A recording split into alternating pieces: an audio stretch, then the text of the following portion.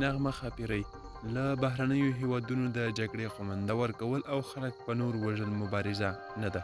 سلام، ستړي مشئ، پام وکړئ د نورې تازه او مهم خبر ته.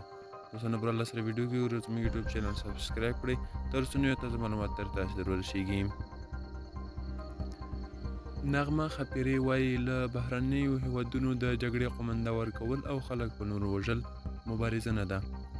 وایي افغانستان باید نور د ګوندونو په نوم فعالیت ونه شي، یوازې د افغان نوم بسنه کوي او په وینا یې ټول مشکلات د جرګو مرکو له لارې حل کول غواړي.